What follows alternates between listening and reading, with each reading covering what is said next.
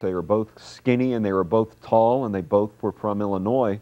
Both were exceedingly great lawyers, and it played into their public sphere in the sense that they were trying to win over a jury all the time when they spoke, not just berate somebody with their ideal. I think they both have very cool temperaments. I think they both have wonderful senses of humor.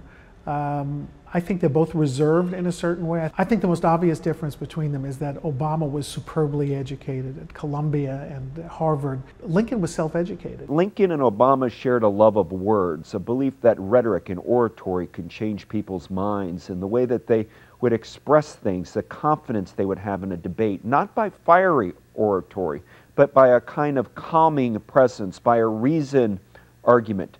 Both of their buzzwords, although Lincoln expressed it less often, was change. But he also was the first president in history who had been elected on an anti-slavery platform. Even if it was only anti-slavery extension, he was the first candidate who expressed his refusal to allow slavery to move into the West unobstructed.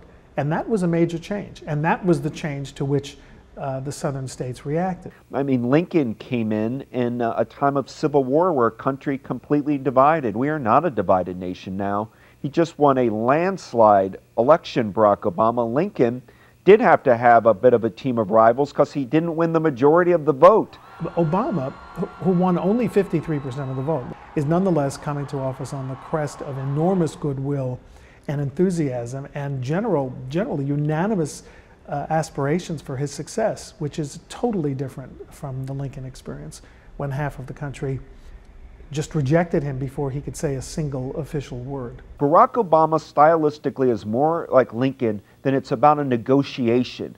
We all know he's coming from a progressive tradition, but he wants to hear the other side's arguments and kind of find some centrist neutral ground which to operate, while not necessarily abandoning his core convictions. That's very Abraham Lincoln. On that day that Mr. Obama spoke in Springfield at the opening of the Lincoln Presidential Library, he spoke about Lincoln's unfinished work, the phrase that Lincoln used at the Gettysburg Address, and talked about fulfilling and finishing the unfinished work.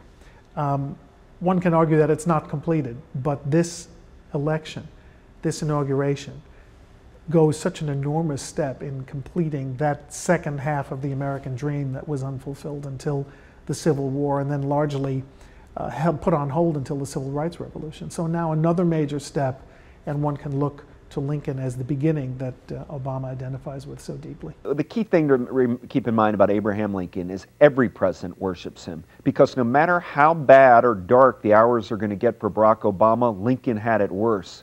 I mean, he's sitting there in the White House surrounded by hostile forces in Maryland and Virginia, half the country just leaving the United States. Lincoln had it badly.